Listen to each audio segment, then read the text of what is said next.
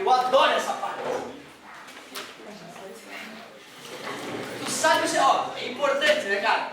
A dúvida é sempre importante estar no coração. Tu imagina, né, cara? Fiquei uma década para tentar entender um pouquinho melhor só a parte básica da teoria da relatividade, né? Aí um dia eu fiquei, pô, entendi essa merda. E aí fui ler um livro, cara, que o professor lá da física me recomendou. Aquele livro, cara, me perturbou muito. De um físico da USP, que hoje trabalha para a Motorola. Ele saiu do meio acadêmico depois que ele escreveu esse livro, de tamanho, o desconforto que ele gerou no meio acadêmico. Nesse livro ele vai lá e faz uma retrospectiva do Einstein, do Newton, do Mach, dos físicos que tentaram entender a natureza um pouco melhor, e mostra que o Einstein não está tão certo como muita gente pensa. O que eu quero te dizer é que essas teorias que eu vou te mostrar, elas são altamente poderosas, confiáveis, só que não quer dizer que seja a verdade absoluta e final. Pode ter outras interpretações, porque a gente vai estudar agora. Só estou te falando para que se tu for avançar nesses estudos, mantenha a tua mente aberta. Mas o Einstein é foda, óbvio. Manja, o que abalou o mundo quando Einstein escreveu a teoria da relatividade especial foi o fato de ele não ter se baseado no método científico clássico. Ele não foi lá, observou um fenômeno, explicou ele com uma teoria, fez experimentos, confirmou. Não, foi um golpe filosófico na ciência. Depois da física moderna, da mecânica quântica e da teoria da relatividade, o pessoal começou a questionar o método científico. Será que o método científico é realmente tão foda quanto a gente imaginou? Claro que nós temos que ter consciência que o método científico nos salvou diversas vezes. Eu tive que tomar amoxicilina de novo, essa merda. Por causa de uma sinusite que eu tive, né? E eu sei nessa hora que eu devo a minha vida ao método científico. Mas hoje, quando vai ensinar física na faculdade, a gente questiona o método científico, né, com a galera, né? Será que o método científico é tão foda assim? Como é que o Einstein descobriu essa teoria sem usar o método científico? Como é que a mecânica quântica foi desenvolvida sem o método científico? O Einstein, quando ele desenvolveu a teoria da relatividade, lá em 1900 mais ou menos, né, ele trabalhava no escritório de patentes em Berna, na Suíça. Era um escritóriozinho mequetrefe, o cara chegava lá, patentear uma peça nova que eu inventei, patentear um aparelho novo que eu inventei, e ele era o cara que cuidava dessa burocracia. Me dá um modelo. Não, isso aqui patentearam semana passada, vaza. Não, isso aqui, deixa eu ver, carinho, tá. Então ele tinha tempo livre, tempo para pensar. Ele manjava de física básica, tá, gente? Tem aqueles rumores, o Einstein era burro, não sei o quê. Ele era um cara diferente. Ele era um cara que entendia física básica, e quando via aquela aulinha normalzinha acontecendo, ele se chateava, porque ele queria ir além, ele queria entender um pouco mais a física mais para frente, e não a física básica. Então ele tinha muito tempo a pensar. Ele brincava com as pessoas que trabalhavam perto dele, né? Agora eu vou ali no meu departamento de física teórica. Aí ele sentava na mesinha dele, puxava uma gaveta e as folhinhas ele escrevia. E ficava ali viajando na maionese. Passado um tempo ele publicou as ideias dele e o mundo se abalou. A teoria da relatividade especial, ela é especial porque ela é ruim, tá? Porque a geral é que é foda. Só que a geral nós não vamos aprender porque ela é muito mais foda que a especial. Já vai entender por que ela é chamada especial. A teoria da relatividade ela está baseada em 2 postulados. Postulado é uma coisa bizarra. É uma coisa que tu aceita como verdadeira sem prova. Começa estranho, né? Porra, eu tô querendo te enfiar uma teoria foda na cabeça e eu vou meter postulado já pra... Não é legal. Tipo o postulado de Euclides, lembra? O ponto é aquilo de que nada faz parte. Foi a invenção de ponto para Euclides. Como assim, professor? Aquilo ali é um ponto, né? Mentira, aquilo ali é uma representação de ponto. Se eu pegar a régua da colega, eu digo que aquele ponto ali, ele tem meio milímetro de diâmetro. E ponto não tem tamanho. Que viagem, né? Ponto não existe na prática. Ponto é uma ideia humana. Euclides, há mais de 1000 anos atrás, escreveu, né, nos elementos. Ponto é aquilo de que nada faz parte. Ou seja, ele é tão ínfimo que não tem tamanho. A ideia de reta. Eu lembro que eu fiquei chocado quando eu escrevi uma reta, né? e pensei, aí fui ler a definição de reta. Reta é aquilo que só tem comprimento, não tem espessura. Então isso aqui não é uma reta, porra. Se a minha reta tem espessura, aquilo ali é uma representação de uma reta, porque reta não existe, só na mente humana. Que viagem, né? Plano. Ah, aqui o chão da sala, professor. Não. O chão da sala ele é espesso de concreto. Plano é uma coisa infinitamente fina. Não existe plano no mundo, só na mente humana. Ponto, plano e reta são criações humanas oriundas de Euclides, que foram tão fantásticas que até hoje a gente usa para representar a realidade. Mas me prova que ponto existe. Pelo contrário, eu provo para ti que ponto não existe. Concorda comigo? E ponto nasceu de um postulado. A gente aceita porque ele nitidamente é uma ideia boa. Beleza, galera? Olha quais foram os postulados nos quais o Einstein se baseou para destruir a física clássica. As leis da natureza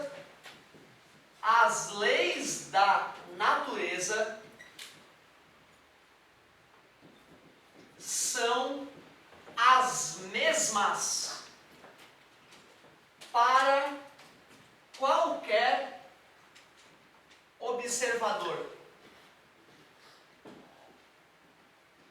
em qualquer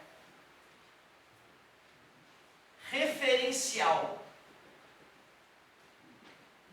E aqui é a palavra que define por que essa teoria é especial. As leis da natureza são as mesmas para qualquer observador em qualquer referencial inercial. Referencial inercial, meus amigos, é o referencial que está ou em repouso ou em MRU, que é equilíbrio, né? Estar em repouso em MRU quer dizer que a força resultante é zero, é estar em equilíbrio, certo? Ou seja, referencial inercial, ele não pode estar mudando de velocidade. Se nós formos pensar, nem a Terra é um referencial inercial, né? Porque a Terra está fazendo uma curva em torno do Sol, então ela tem aceleração. Certo? Referencial inercial é um referencial que ou está parado ou está em MRU. Eu não posso aplicar as teorias que eu vou te contar agora num referencial que está aumentando ou diminuindo de velocidade. Certo? É razoável, eu acho isso. Nós nunca poderemos confirmar isso. Como é que eu vou te provar que as leis da natureza são as mesmas numa galáxia vizinha nossa? Como é que eu vou te provar que as leis da natureza são as mesmas num exoplaneta que fica lá na puta que pariu? Não tem como. Mas eu acho razoável isso. Eu não consigo visualizar o Criador do Universo, um cara que... Ah não, para lá as regras são essas. Agora, vocês aí, as regras de vocês são outras. Eu não consigo imaginar isso. E tudo que a gente investigou até hoje no mundo dá a entender que os átomos são iguais em qualquer outra parte do universo. Que os prótons e nêutrons são iguais em qualquer outra parte do universo. Que a matéria que compõe as galáxias distantes é a mesma matéria que compõe a nossa galáxia, o nosso planeta e o nosso corpo. As leis da natureza são as mesmas para qualquer observador. Acho absolutamente honesto. Mas é um postulado. Pode estar errado. Não tem como provar. O segundo postulado, são só dois. O segundo postulado, ele tem alguns experimentos que corroboram para ele estar certo. Mas há quem diga que tem partes controversas desse postulado que ainda não estão bem explicadas experimentalmente. Olha o que diz a segunda parte do postulado. O Einstein, quando ele estava pensando nessa teoria, tinham muitos experimentos tentando medir a velocidade da luz na época. Chegavam a supor que era uma velocidade instantânea. Só que na cabeça do Einstein não fazia sentido um objeto se deslocar com uma velocidade infinita. Eu acendo a luz, ela instantaneamente se espalha por tudo. Einstein não admitia essa ideia. E os experimentos que tentavam medir a velocidade da luz percebiam que ela era altíssima. Einstein então teve um golpe de sorte.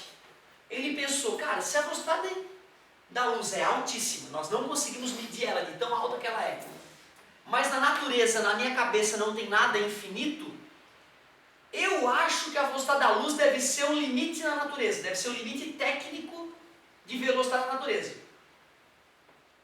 Ele estava se convencendo disso. A luz é a coisa mais rápida que existe na natureza. E mais absurdo, escuta o que eu vou te falar agora, que eu sei que é difícil de acreditar, mas é o cerne da teoria da relatividade. Imaginem vocês que tu passou no concurso de Polícia Rodoviária Federal, e aí tu tá lá na tua primeira blitz com um radarzinho da Polícia Federal, aquela pistolinha. E lá vem um carro a 200 por hora, né? 200 não, 300, o cara comprou uma Ferrari, e vem a 300, passando pela frente da tua polícia, cara. E aí tu lá com o radar, não dá nem tempo de reagir, né? Tu só vê, meu Deus, 300. Tudo bem para vocês? Imaginem que numa outra situação, o policial estava com um carro e olha pelo retrovisor, uma Ferrari se aproximando em altíssima velocidade. O policial está a 100 km por hora. Ele vendo a Ferrari crescer no retrovisor, ele pensa, o que esse louco está fazendo? Ele pega o radar que está dentro do carro e aponta para a Ferrari. Quanto é que o radar leria a aproximação da Ferrari? 200. Tudo bem para vocês? Se o meu carro está a 100 km por hora para lá e eu sou ultrapassado por uma Ferrari a 300, ela vai se afastar de mim a 200 por hora. Bem honesto. Chama velocidade relativa o que a gente está fazendo, né? A velocidade relativa foi 300 menos 100, deu 200. E o que aconteceria se o carro da polícia estivesse indo de encontro ao carro, a Ferrari maluca? Quanto? 400. Todo mundo sabe que se bater de frente morre todo mundo aí, não tem jeito. Tranquilo? O que nós acabamos de usar foi a ideia de velocidade relativa. Nada demais. Só tem um pequeno detalhe. Quando a gente vai fazer experimentos parecidos com esse com luz, não funciona. A gente pega e joga um raio de luz lá no laboratório, que nós sabemos que, hoje nós sabemos que se mexe com uma velocidade que se desloca com uma velocidade de aproximadamente 300 mil quilômetros por segundo. E eu vou lá e detecto essa velocidade com um aparelho especial. O aparelho mede a velocidade verdadeira. Só que aí eu pego esse aparelho e faço ele andar numa velocidade de 100 mil quilômetros por segundo para frente. 100 mil quilômetros por segundo. E aí a luz atinge o aparelho. Qual a velocidade que o aparelho deveria medir? 200 mil pela física clássica, né? O aparelho mede 300 mil de novo. Revoltante. Revoltante.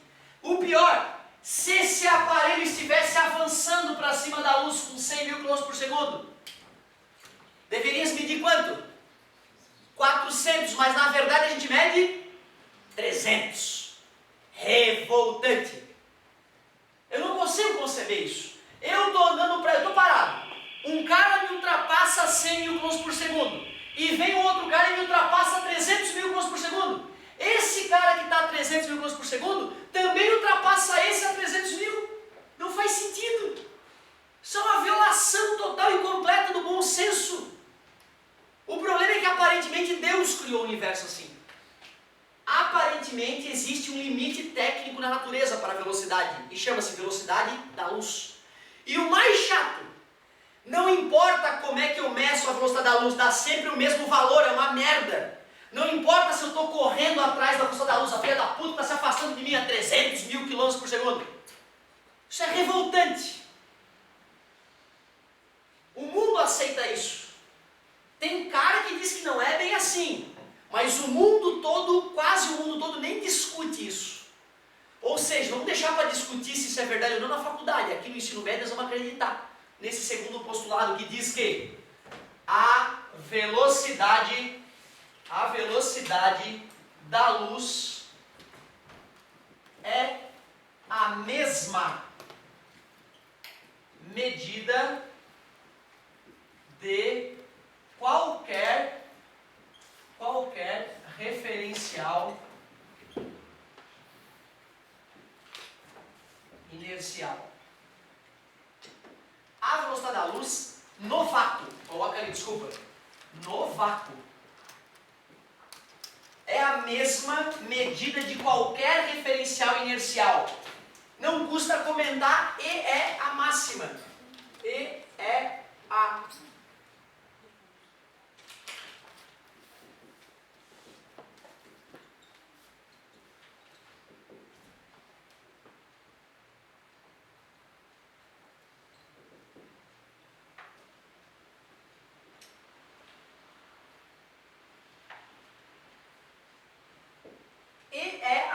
máxima velocidade para corpos. Como assim, professor, para corpos? Eu consigo fazer algo se mover com a velocidade maior que a da luz. Uma informação. Não tem problema de informação, tá? Imagine assim, ó. Guilhotina.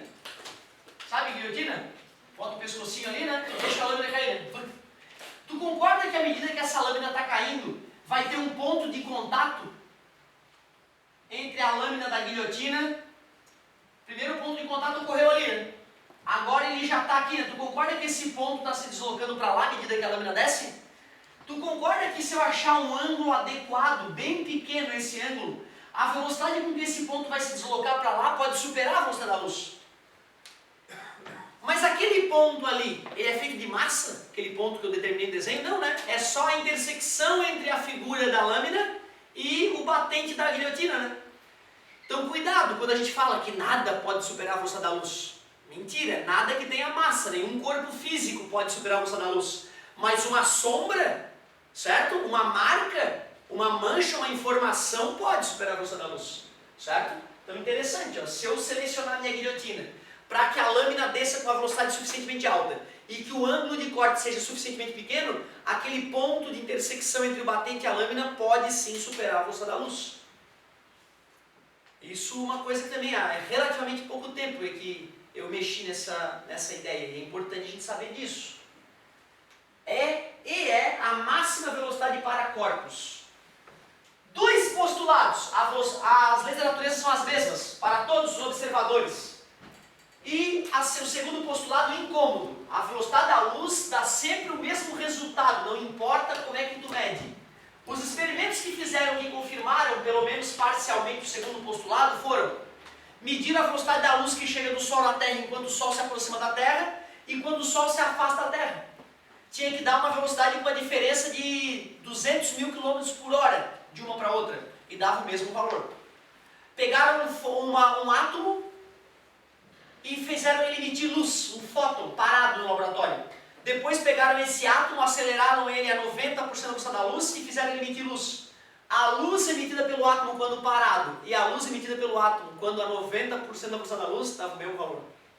Então tem alguns experimentos que de certa forma corroboram para a gente ter uma certa confiança no segundo postulado. E dá para acreditar que só com esses dois postulados dá para destruir todo o resto. Se essas duas ideias estiverem certas, meus queridos, segurem-se nas cadeiras porque algo bizarro vai acontecer. O próprio Einstein, o Einstein era muito foda, né? Ele era extremamente criativo, então ele desdenhava de algumas pesquisas que a galera fazia. Ele perguntava para os amigos dele, se vocês vão fazer essa pesquisa no laboratório, é verdade? Vamos. Mas o que vocês acham que pode acontecer? Por que daria errado? Por que vocês não fazem na mente de vocês essa porra dessa pesquisa e vai para a próxima? Porque o Einstein era muito disso, né? Se tu faz uma pesquisa mental, um exercício mental, obedecendo às regras, às leis, e o exercício fecha, ele achava que às vezes era perda de recurso de ir lá e fazer na prática o exercício. Até porque tem algumas coisas que não dá para fazer na prática, né? Olha a sacada do cara. Imaginem, meus queridos, olha a sacada do filho da mãe do Einstein.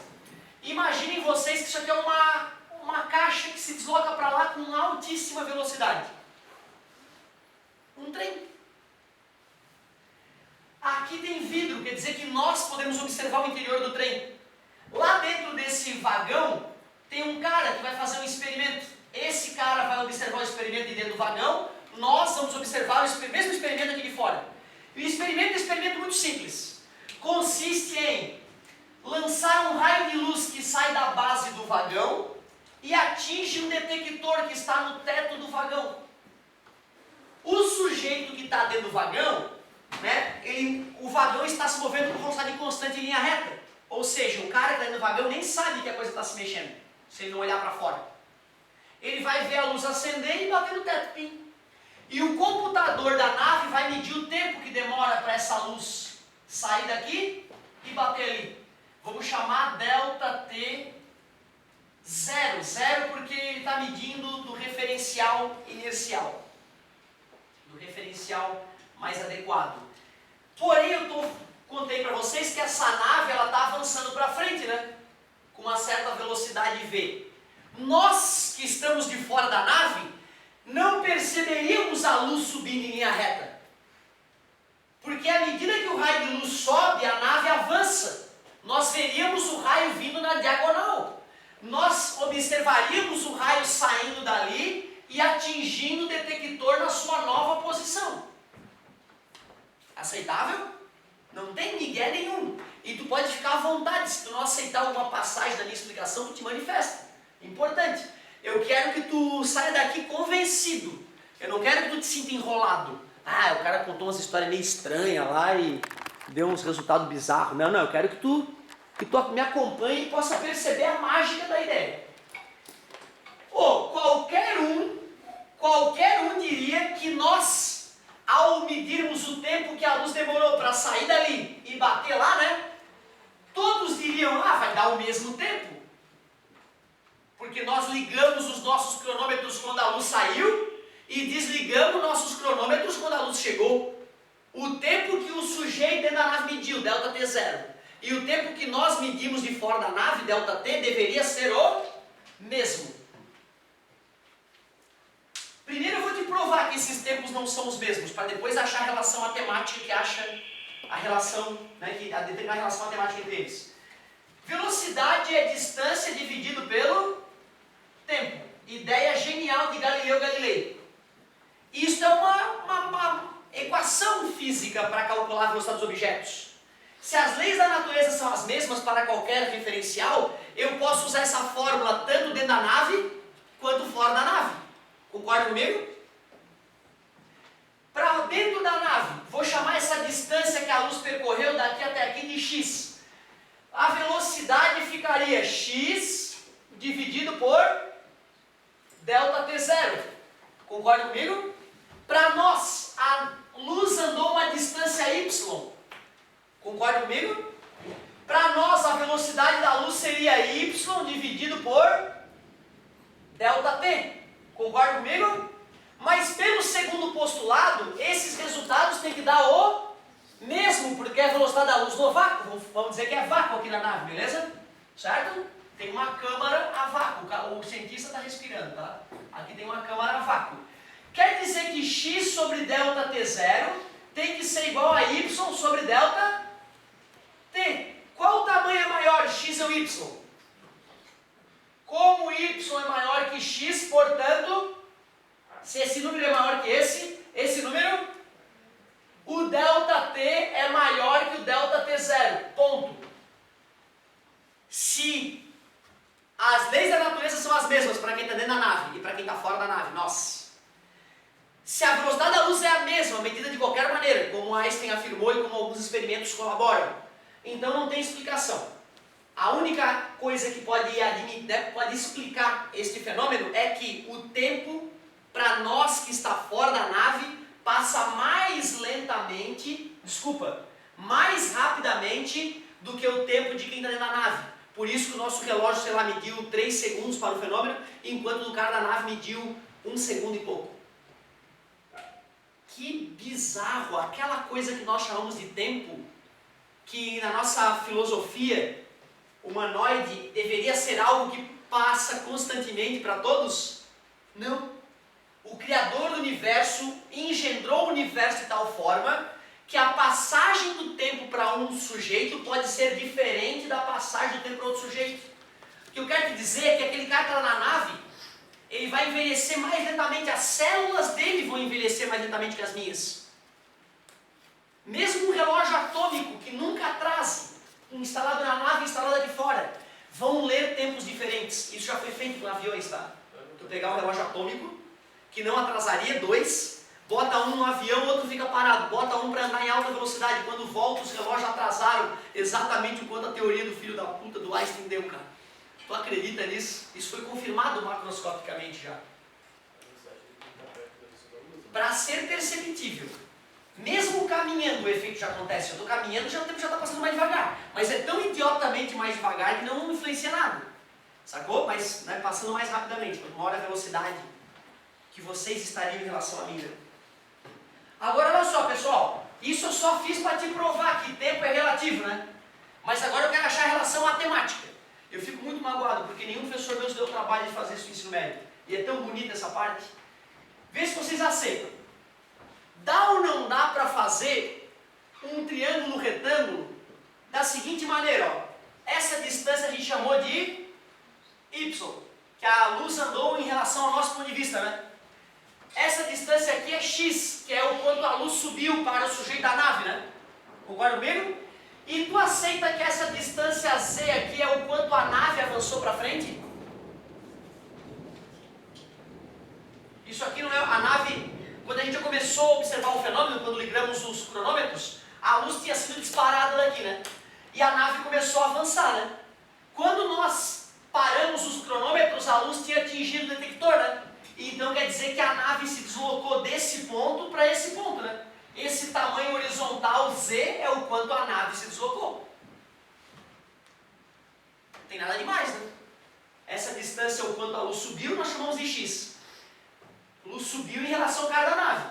Se eu jogo uma coisa para cima enquanto eu vou para frente, para vocês a coisa não vai subir, a coisa vai vir na diagonal. Nós chamamos essa distância diagonal de y e a nave foi avançando para frente. Eu estou chamando agora essa distância de z.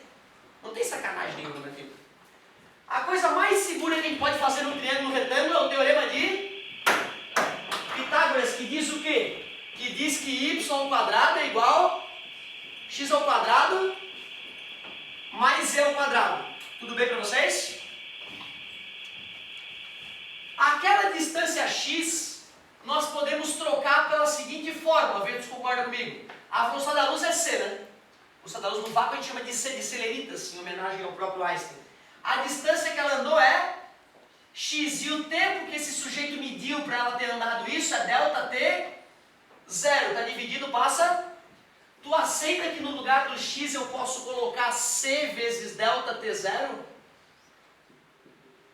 Honesto, né? Está dividindo, passa multiplicando. Nada demais. Fazendo a mesma conta para essa distância y. A velocidade é a da luz, czinho. A distância que a luz andou foi y. Nós estamos observando um fenômeno. Nós vamos medir um tempo ΔT. Está dividindo, passa multiplicando. Eu posso substituir o y por c vezes ΔT. Nada demais, né?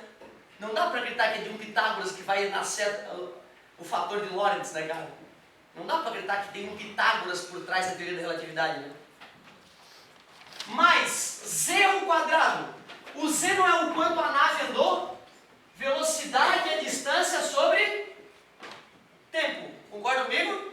A velocidade da nave eu chamei de v mesmo. A distância que ela andou eu estou chamando de z. Nós é que estávamos observando a nave, certo?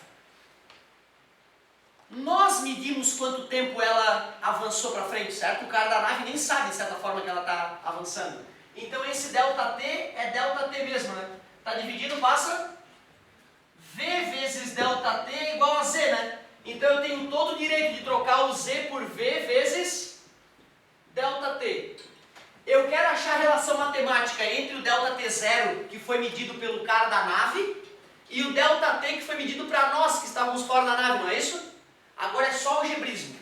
Vou elevar ao quadrado, vai ficar c² ΔT² é igual c² ΔT0² mais v² ΔT². Mais passa para o outro lado, menos c² ΔT² menos v² ΔT² é igual c² ΔT0².